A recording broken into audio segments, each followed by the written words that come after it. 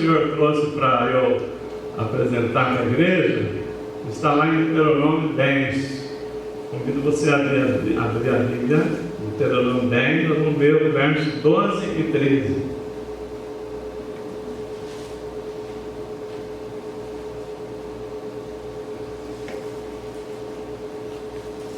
Nós estamos aqui no verso 12.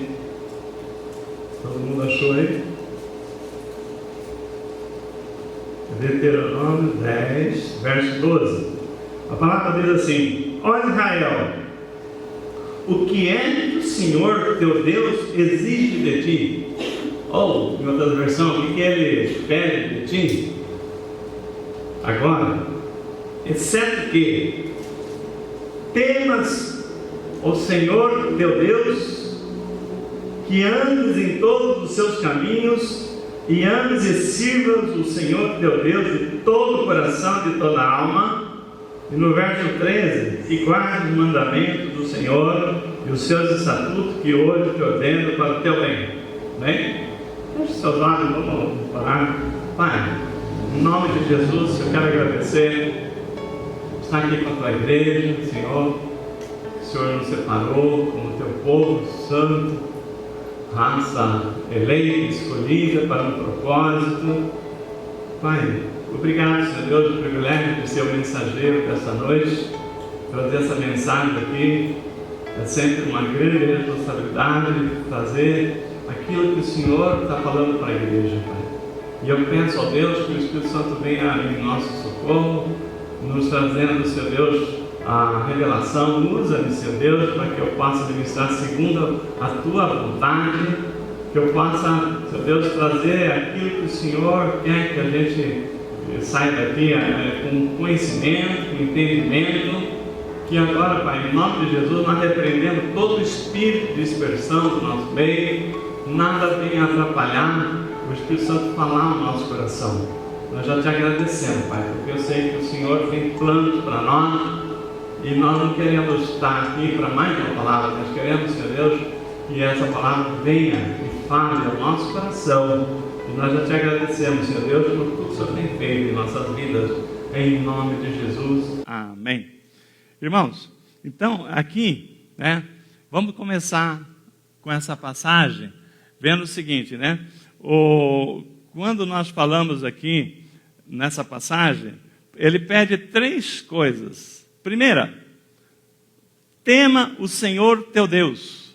Olha só, o Espírito Santo é o mesmo, O pastor João estava falando, na hora da oferta, do temor a Deus. Primeira coisa que Deus está falando para nós nessa noite, a pessoa tem que entender a importância de temer a Deus, porque isso foi que Deus falou para Moisés, fala ao meu povo, ó Israel. Provérbios 9 fala que o temor a Deus é o princípio da sabedoria. O menor dos sábios, ele teme a Deus. Não há como você ser uma pessoa abençoada se você não tiver temor no seu coração. Agora, é difícil explicar o temor, mas não é difícil de entender.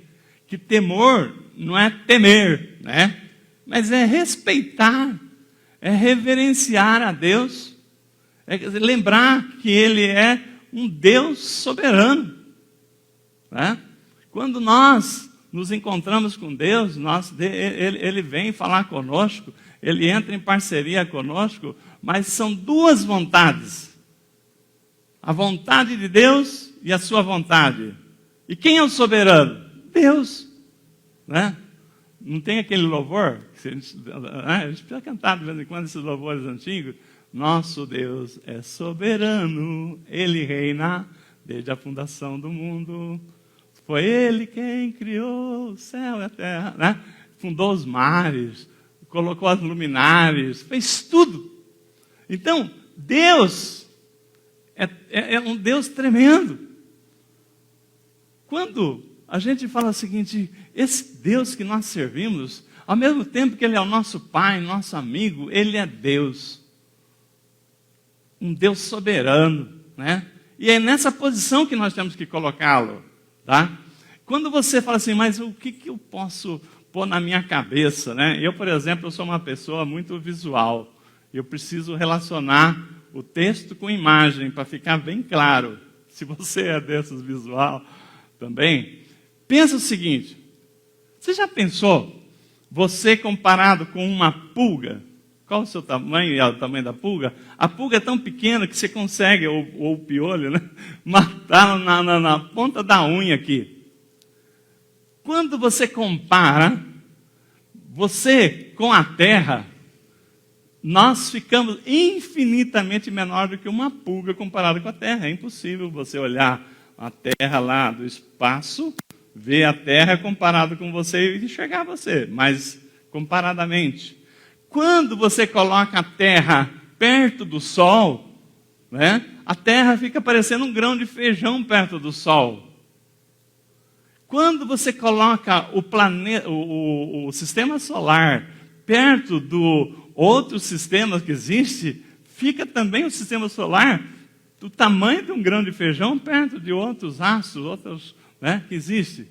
Agora, com tudo isso, a palavra diz que Deus, Ele sustenta o universo na palma da mão. E esse Deus tão grande, enorme, poderoso, criou todas as coisas, é o Deus que se relaciona conosco. E nós vamos tratá-lo como uma pessoa que a gente vira as costas para Ele, né? Você entra na presença dEle como se estivesse passando por uma pessoa que você nunca viu. O Deus Todo-Poderoso, o Deus que cuida da gente, o Deus que faz todas as coisas. Então, primeira coisa, temer ao Senhor, né? Essa é a primeira regra da nossa vida. Provérbio 9 fala que o temor a Deus é princípio da sabedoria. Você se acha sábio? Se você fala assim, eu sou um cara sábio, né? Se você não teme a Deus, eu vou dizer para você que você não é sábio coisa nenhuma, tá? Porque a pessoa sábia, ele teme ao Senhor, ele tem reverência ao Senhor. Mas não é temer, eu tenho medo do Senhor. Deus é autoridade suprema, poderosa, tal, mas é que nem a polícia. Você teme a polícia? Olha, a polícia é uma autoridade, ela pode te colocar, tirar toda a sua liberdade, te prender, mas se você fizer as coisas erradas. Se a gente está andando na lei, andando na paz com Deus, a gente só tem que amar a Deus, nada de temer, de tremer, de medo de Deus. Mas Deus, Ele é justo, Ele é justiça. Então, nisto, se aquela pessoa não teme a Deus, então, ai daquele que cai na mão de Deus, né? Então, nós temos a primeira coisa, então, que vê essa questão de temer ao Senhor teu Deus. Segundo, aqui, nessa passagem, que andes no teu caminho. Essa é fácil, né? Jesus chegou e falou assim, eu sou o caminho, a verdade, a vida, né? Então, quando fala andar no caminho de Deus, é andar com Jesus. Então, se nós estamos andando com Jesus na palavra, nós estamos no caminho. Andar em todo o seu caminho, Jesus à frente. E vamos vivendo. Jesus sempre à frente, Jesus sempre nos guiando, sempre a palavra sendo a referência da nossa vida, né? Então, esse é o segundo ponto, né? Aí, quando nós falamos do terceiro ponto, ames e sirva o Senhor teu Deus de todo o teu coração, né? Aí a pergunta é a seguinte, né? Amar e servir. Por que esse versículo não fala assim, amar a Deus, depois fala servir a Deus? Porque amar e servir andam juntos. Amar e servir. Domingo passado, na hora da oferta, o Senhor me deu aqui a direção para falar daquela passagem de Jesus, que ele falou assim, dai a César o que é de César e a Deus o que é de Deus. Amar, né, e servir, se nós fazemos isso para as leis, né, pagamos impostos, fazemos isso que pelo menos devemos estar fazendo, né, e respeitamos, fazemos com dedicação para Deus. O que nós estamos dando para Deus, né? Então, nisto, o relacionamento com Deus que nós estamos trazendo aqui é uma aliança, é uma rua de duas mãos, né? Onde Deus é soberano. Então, quando a gente fala aqui desse momento da oração com Deus, eu poderia dizer para você que também é um momento de rendição. Rendição, eu me rendo a Ti, Senhor. Porque quantas vezes que nós queremos ficar no nosso trono, né, e não nos humilhar perante a vontade de Deus. É muito fácil a gente lutar contra a vontade de Deus, isso a gente faz o tempo inteiro. O próprio Jesus, que tinha uma missão, veio para aquela missão tão importante, que morrer na cruz por nós, lá no Getsêmani, ele teve um momento ali que ele falou: Pai, afasta de mim esse cálice. Mas teve um momento da rendição. Mas não seja feita a minha, mas a tua vontade. Por quê? Porque Deus é soberano, né? Eu tenho a minha vontade e a vontade de Deus. Sempre vai ser, o caminho é a vontade de Deus.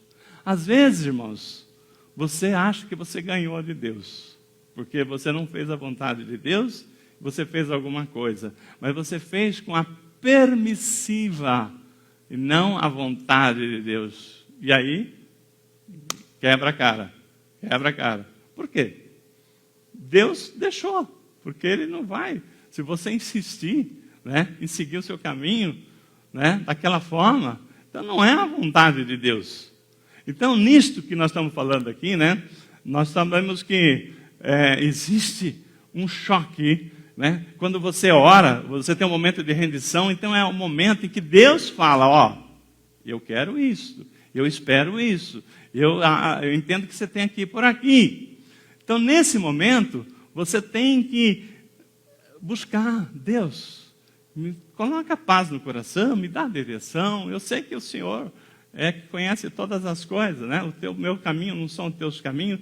Então, quando você começa a conversar com Deus, mas se entregando, e não falando: Senhor, de jeito nenhum, não concordo e tal, você não vai abrir o seu coração para Deus mostrar aquilo ali. E nós vemos na Bíblia alguns momentos, alguma situação. Jesus, ele teve lutas, né, no seu interior. Se imagina nós. Mas ele se rendeu, falou assim: não pode deixar que eu suba naquela cruz, porque nenhum deles suportaria subir naquela cruz, eu subo naquela cruz. Jonas é um outro exemplo. Você que conhece a Bíblia, né? Jonas foi chamado para pregar para uma cidade de 150 mil habitantes, que Deus falou assim: ó, estão todos indo para o inferno, vai lá e prega o arrependimento. Jonas falou assim: não. Nínive era para cá, e ele vai lá no porto e pega um navio para Tarse, para o outro lado. Irmãos, você conhece a história de Jonas, o fujão, fugiu de Deus, né? Achou que podia fugir de Deus. O que aconteceu? Tempestade naquele navio, né? Tempestade, as coisas estavam todas se afundando, né? Até que chegou ao ponto dele ser lançado ao mar. Olha a situação, quando você, né, está lutando com Deus. Olha a situação de Jonas. Foi engolido por um peixe. Eu fico imaginando, né, a situação de Jonas, né, 3 dias na barriga de um peixe, né, como diz a palavra. Irmão, precisa tudo isso para você se render a Deus? No final ele se rendeu, né? No final ele se rendeu. Mas eu digo para você, precisa você passar por tempestade, tormentas, ser jogado no mar, ser engolido por um peixe, para se render a Deus? Ou a gente vai ser mais sábio, falando assim: não, se Deus está me chamando, eu vou. Irmão, Deus não desiste de nós. Tá? Deus não desiste de nós. Então, entenda isso, né? Então, o nosso momento de rendição, né? Deus não desiste de nós. E quando a gente fala assim, aliança com Deus, eu costumo dar um exemplo quem fez curso de casais conosco vai se lembrar sobre a aliança, né? Existia o rei e um homem pobre que só tinha uma cabra, um servo, né? Do reino. Aí Deus, aliás, o rei chamou ele e falou assim: olha, eu quero fazer uma aliança contigo. Aí o homem falou assim, né? O homem pobre, só tinha uma cabra, né? Ele falou assim: o que é fazer uma aliança com o senhor rei? Ele falou assim: fazer aliança significa o seguinte: o que é seu vai ser meu. Aí aquele pobre começou a chorar. Ah, meu Deus, né? Por que você está chorando? Eu só tenho uma aliança, só tenho uma cabra. O que eu vou fazer se eu der essa cabra para você? Aí o rei falou assim: você não está entendendo. O que é seu vai ser meu, mas o que é meu vai ser seu. É um reino inteiro, né? Então, aliança com Deus é que Ele também vai dar para nós, né, o Espírito Santo, todo o tesouro, né, a alegria, a saúde, a direção, tudo que nós precisamos. Então, quando nós falamos nisso aqui, a gente tem que entender que é uma rua de duas mãos, tá? Uma aliança com Deus é uma rua de duas mãos. Você vai ter a parte da bênção? Vai. Mas você tem a parte também que é a parte do seu compromisso. Não é só bênção. Né? Não é só bênção. Deus não nos chamou para ser seu povo, raça eleita. E eu convido você a abrir agora a Bíblia no livro de Êxodo 19. Tá? Olha só o que Deus falou para Moisés. Quando Deus estava retirando, né, Moisés estava tirando o povo do Egito. Vocês se lembram? Tirando o povo da escravidão para Canaã. Entenda que a nossa vida cristã Deus nos tira, né, da nossa lamaçal, né, das trevas para a luz. E o nosso destino aqui na terra é uma Canaã espiritual. Não estou falando que nós vamos ter Canaã lá no céu só. Estou falando aqui na terra. Tá? O povo de Deus, ele encontrou a Canaã aqui na terra. E aí, só que tem uma coisa. Deus falou o seguinte: eu vou te levar para uma terra boa, terra que emana leite e mel. Só que tem uma coisa. Ele chamou Moisés e falou assim, Êxodo 19, de 3 a 6. Tendo partido de Refidim, entraram no deserto de Sinai, onde acamparam, e Israel ficou acampado ali, em frente do monte.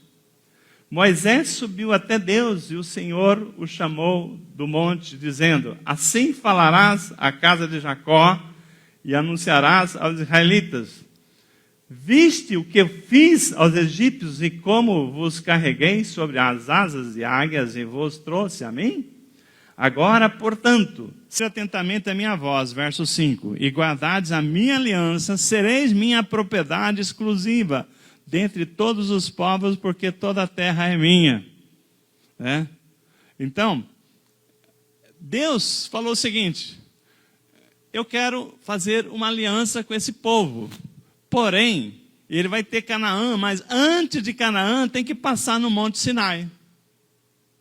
Não vão direto do egípcio para Canaã de jeito nenhum. Passagem obrigatória. Para você ser abençoado, você tem que passar pelo Monte Sinai. Entenda isso. Deus quer compromisso. Deus fala o seguinte: eu tenho um monte de bênção para vocês, mas eu quero também compromisso. Não é só uma coisa só, é dois lados nessa parceria. E Deus espera isso de nós. Então, irmãos, quando você já tem esse coração de servir, de compromisso, você vê que a sua vida vai mudando, vai sendo abençoado. Mas quando muitas pessoas chegam à igreja só para receber, Deus deixa ele, né, dar as bênçãos de libertar ele do Egito, tudo. Mas as bênçãos que Deus preparou a Canaã, passa pelo Monte Sinai. Passa por compromisso. E então a palavra aqui está dizendo o seguinte, né? Que Deus falou o seguinte para Moisés: você vai falar para esse povo, né? Que se ouvires a minha voz, se eu atender aquilo que eu tenho para eles, eu tenho um plano. Eles não foram salvos do Egito por acaso. Eu tenho um plano. E se ouvir a minha voz, vocês serão o meu povo, eu serei o seu Deus. Mas olha, primeira coisa, Deus falou o seguinte: não terá outro Deus além de mim.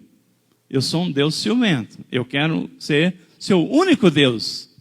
Então, as pessoas que querem só a bênção, aí vem na igreja e vai num centro de umbanda do mesmo jeito, né? Vai buscar outros deuses, vamos chamar assim, né? Não vou citar nomes. Você acha que Deus vai abençoar essa vida? O diabo até pode abençoar, porque ele vem primeiro, traz um monte de ilusão. Você acha que você está sendo abençoado. Às vezes traz até um emprego para você, que você acha que é de Deus, né? Mas depois ele começa a cobrar, né? Deus não. Deus quer uma parceria para te abençoar, para que você seja a bênção, né?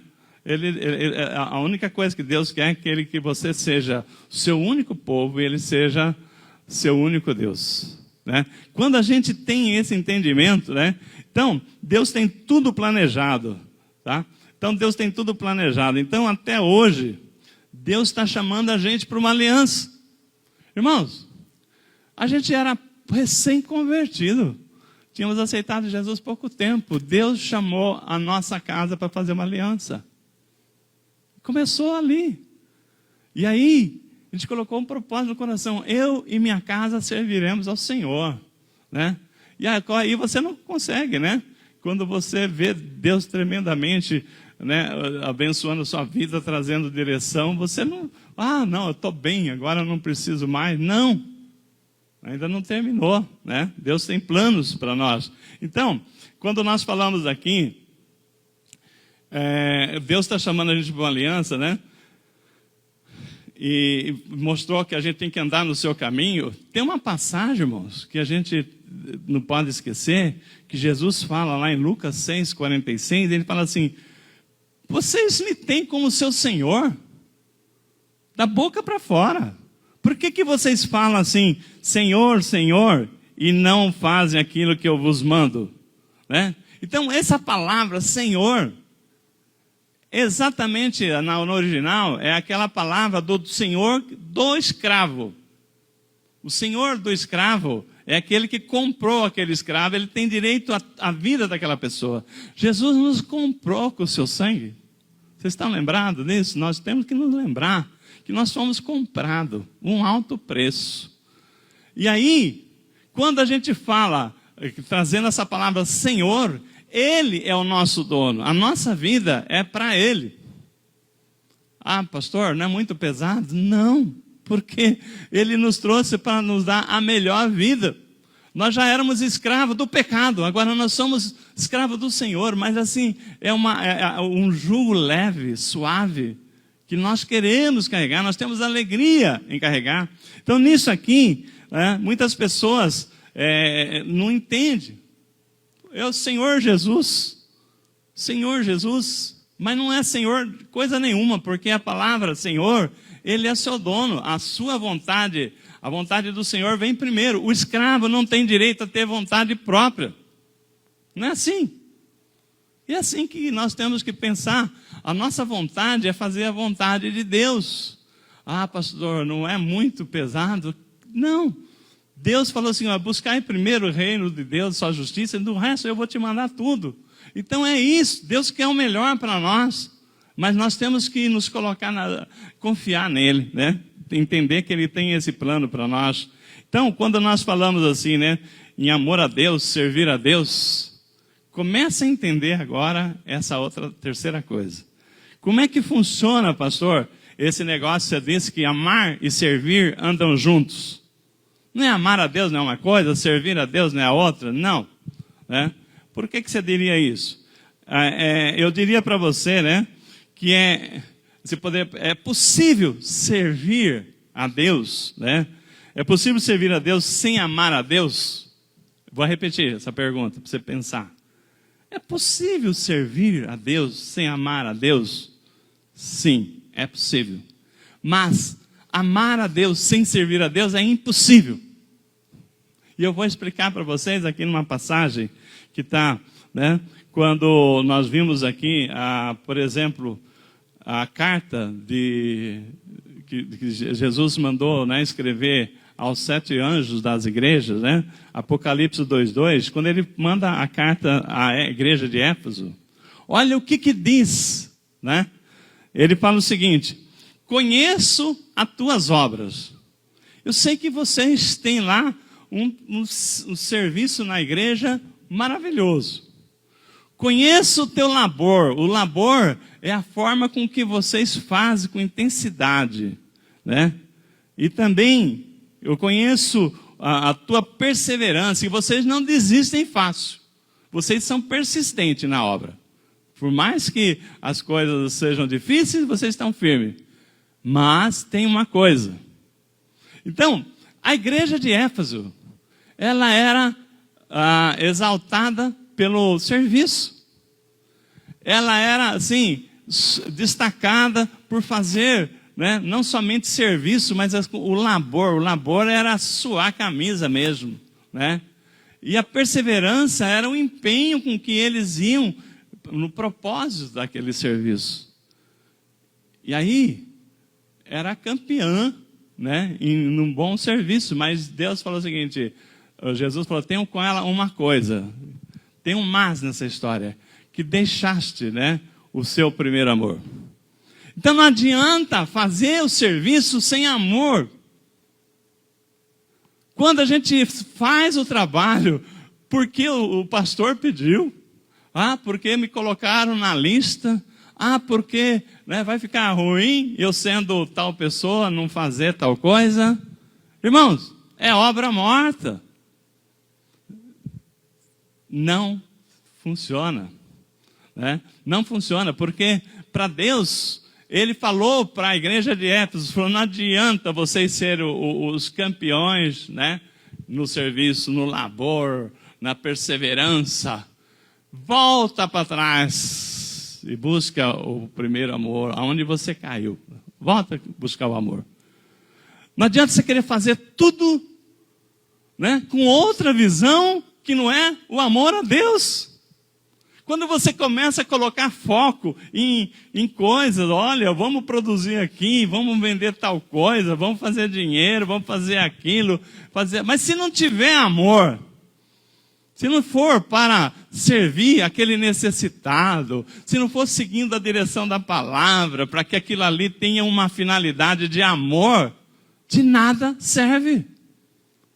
Então, você pode servir sem amor? Sim. Só que vai ser um serviço obra morta.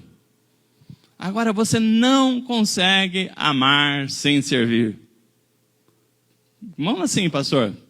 Aí, eu vou falar para você, né? Assim, eu não quero entrar aqui no mérito do que Jesus falou com aquela igreja de Éfeso. Falou assim, volta para trás. Para a igreja de Éfeso, não, para o anjo da igreja de Éfeso, né? Falou assim, volta para trás, porque senão eu tirarei você do meio do candeeiro. O que quer dizer isso, pastor?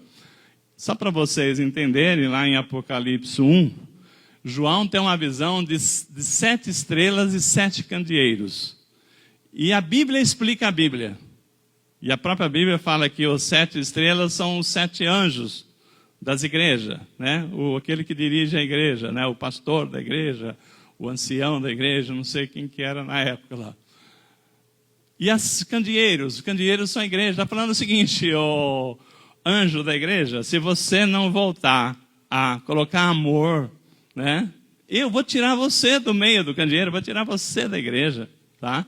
Então, o que nós estamos falando aqui? Em outras palavras, né? Jesus está falando para o anjo da igreja, se você não fizer o trabalho com amor, não serve para servir a Jesus. Por que tem pessoas que começam e não continuam? Porque não está fazendo com amor. E Deus não aceita, né? Aquela pessoa que não faz com amor, ela faz com peso. Ela faz com peso. E existe, vocês sabem muito bem, né, que Deus, ele aceita a oferta e outra oferta ele rejeita.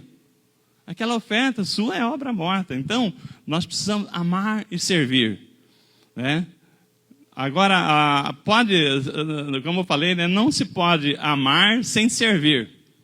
Eu vou dar um exemplo aqui, vamos ler lá, não vamos ler inteiro não, só vamos citar aqui João 21, onde tem aquela passagem que os discípulos, depois que Jesus é crucificado, eles voltam, né? Pedro vai pescar e todo mundo o acompanha. E aí a palavra diz que Jesus aparece para os seus discípulos e vai ter uma conversa com Pedro. Engraçado, né? Estavam 5 ou 6 discípulos na mesma história, né? Pedro foi e arrastou 5 ou 6 discípulos, né, com ele. Jesus não chamou os 6 para conversar. Chamou Pedro para conversar. Pedro, tu me amas, né? Vamos ter uma conversinha aqui, Pedro. 3 vezes ele falou, Pedro, tu me amas. Por quê? Porque nós que somos líderes, nós que somos colunas, nós arrastamos as pessoas, seja para o bem ou para o mal. Então nós temos uma responsabilidade, e Jesus está cobrando essa responsabilidade de Pedro. Como pode estar cobrando minha, sua, né? Você que é uma pessoa que tem chamado.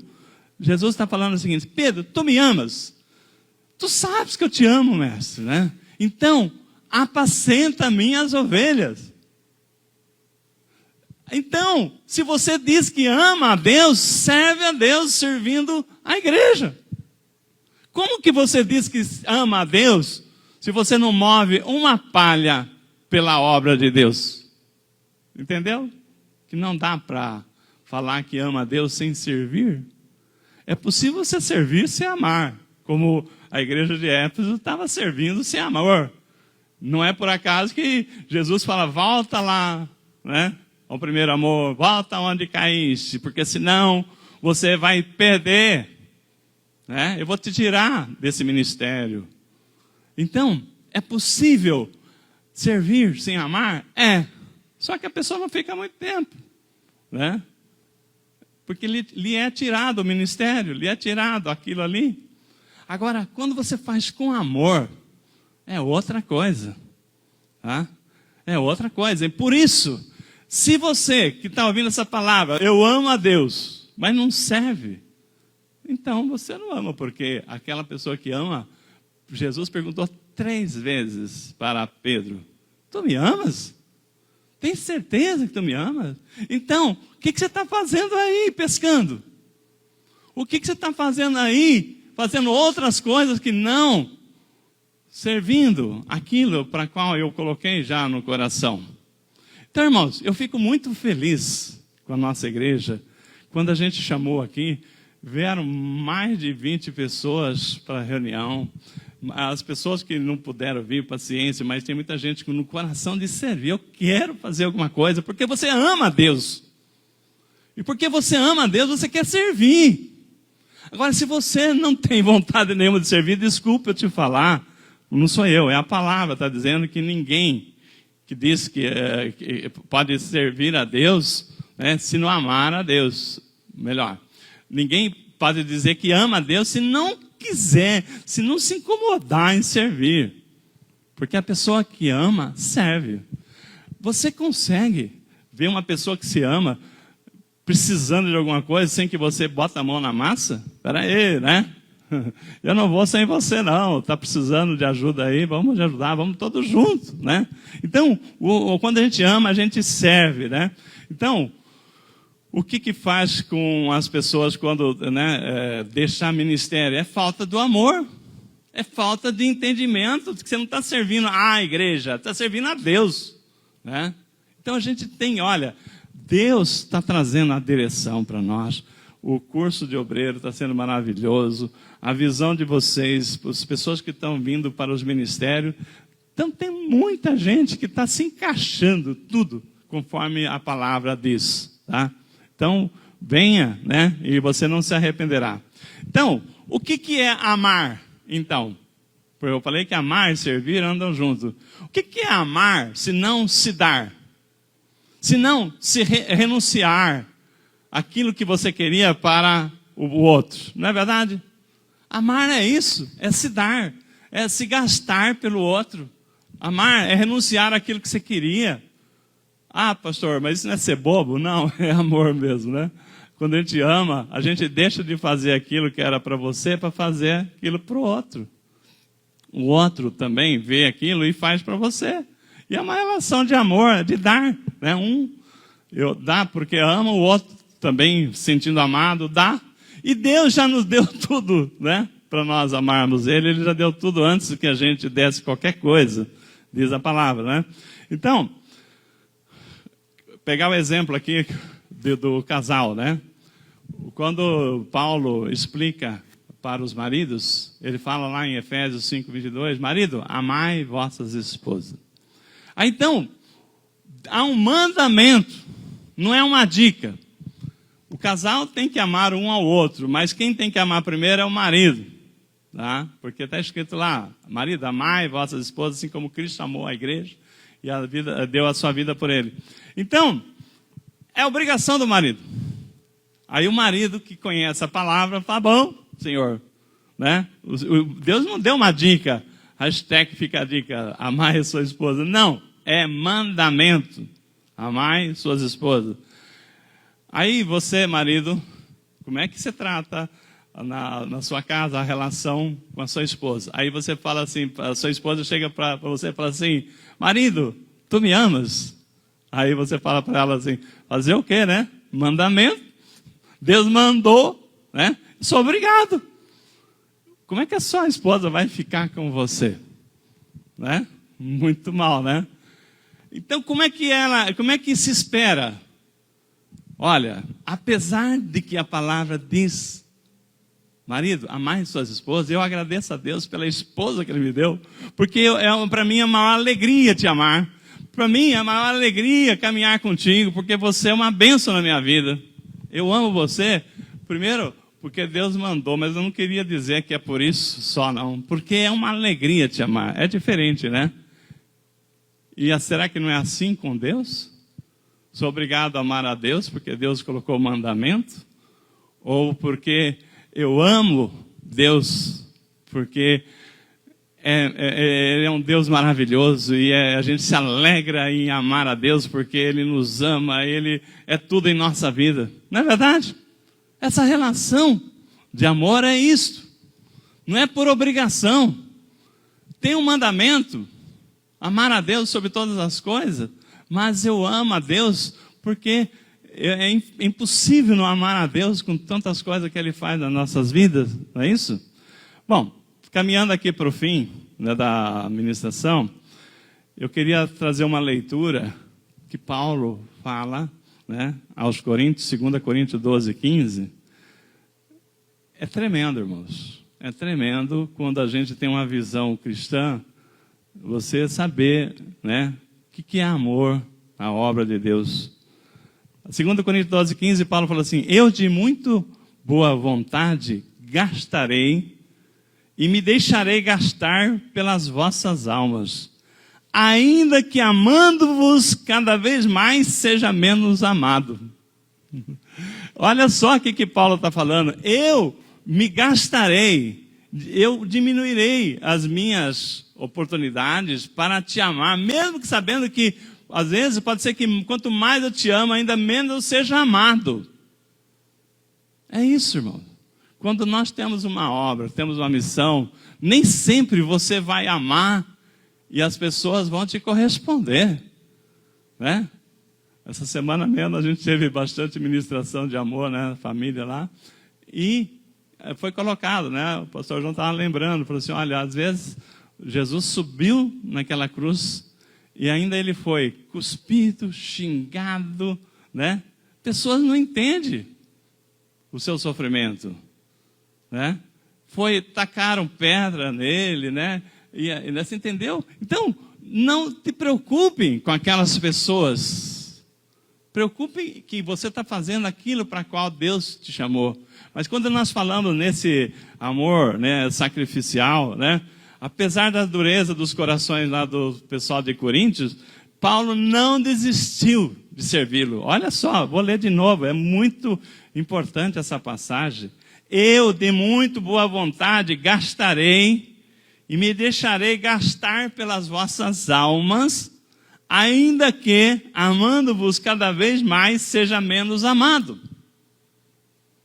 Então, quando nós estamos falando, não é porque outras pessoas negligenciam conosco que nós vamos negligenciar. Nós não temos direito de nos negligenciar naquilo que nós fomos chamados. Você foi chamado para amar, independente se a pessoa está te amando ou não. Independente se a pessoa merecer ou não. Ah, pastor, né? Isso não é para mim. Não, mas o amor de Deus é assim. Ora, para que Deus te revista desse amor dele. O amor de Deus é incondicional, né? Quando nós falamos aqui, qual a mãe que negaria o seu filho, né? Por pior que ele seja, que ama o seu filho, negaria o seu filho, não é verdade? Hoje na volta, né, de Pompeia, a gente estava vendo algumas coisas e a minha esposa lembrou do filho da irmã Dita, né? Que ele foi um tremendo problema. Ele passou, nós fomos um dos primeiros que batizou, passou pelas águas lá na igreja de Sorocaba, né, o Cássio, e ele só que pegou o caminho, né, torto. Começou a traficar, né, mexer com traficante, né, drogas e tal. Foi preso uma vez, 2 vezes, aí tentaram dar aquelas tal, porque era menor, tudo e tal, mas não teve jeito. Falou, não, ele é reincidente, tem que levar né? Tem que levar os castigos lá, tem que passar pela pena que ele tem que passar. E foi coisa de Deus mesmo. Esse menino sofreu, né? Esse menino sofreu. Sofreu porque quem já esteve na prisão sabe das histórias da prisão, como é que é. Mas lá na prisão, Deus não desistiu dele, nem a mãe dele. E nem nós da igreja orando, tudo, né? Ele caiu a ficha. E ele tinha um filhinho, né? A esposa dele, a Idete, que o filho nasceu com o princípio a Idete também. Mas Deus sempre colocando a mão, cuidando de tudo. Olha, esse rapaz saiu, depois de cumprir 2 ou 3 anos de pena, não sei, saiu de lá. Ele saiu uma vez, mas assim, não, sabe aquela saída que dá, condicional? E ele aprontou, aí trancaram ele, para agora não tem mais chance. Ele teve que sofrer. Mas ele aprendeu uma profissão, lá, acho que cabeleireiro, sei lá, cortava cabelo lá na cadeia. E aí, a gente está sabendo que ele, depois desses anos, ele tomou um rumo na vida, com a família, para cuidar do filhinho, da esposa e tal, conseguiu uma casa do programa Minha Casa Minha Vida, né? Montou tal. E ele tem 2 empregos. Ele trabalha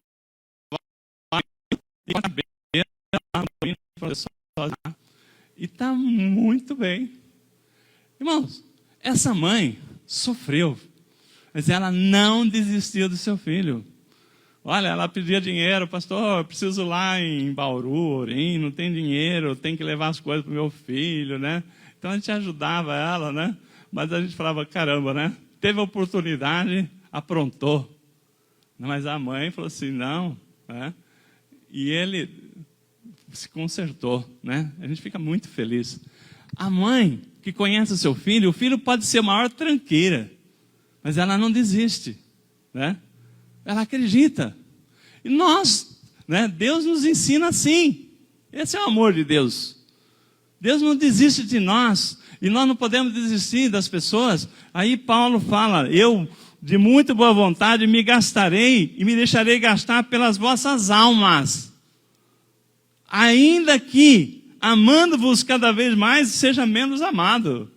A igreja de Corinto era dura, né? Era muito dura, cabeçudo mesmo. Mas Paulo falou o seguinte, eu não deixarei, não desistirei, né? Então isso, né, é uma lição para a nossa vida, né? É contra a nossa natureza carnal, amar aquele que não nos ama, aquele que vira a cara para nós. Mas mesmo as pessoas falando mal de você, você tem que amar aquela pessoa. Mesmo que aquela pessoa te cometa uma injustiça, Deus fala para nós amar os nossos inimigos. É fácil amar os amigos, né? Jesus falou assim, amai vossos inimigos, né? Então, nisto, você vai começar a ver a grandeza do amor de Deus. O quanto isso vai fazer a diferença quando você vê pessoas que eram tortas, você amando, orando por aquela pessoa, Deus tratar, o Espírito Santo trazer aquela pessoa de volta. É muito lindo, né? Imagina a festa no céu quando uma pessoa dessa se converte, né? Então, irmão, eu queria fechar, né? Eu queria fechar aqui com vocês. Deus mostrou aqui para mim uma visão. Ele deu uma caixa de lápis de cor para cada um de nós. Né? Quando você tem os seus filhos pequenos, você deixa, ele quer uma folha e alguma coisa para riscar a folha, né? Aí começa a aprender os primeiros desenhos, patinho, casinha, e aquele risco que você não entende nada, né? Deus nos deu folhas em branco e uma caixa de lápis de cor para nós colorir, né, com seu amor, aquilo que Ele inspirar a gente. O que é isso? Cada vez que você acredita na palavra e faz contra aquilo que você na carne queria fazer, você está colorindo. Uma coisa que era negra vai ficar colorido. E você vai usar a sua caixa de lápis de cores. Tá? E essa caixa de lápis de cores, ela vai ser, né?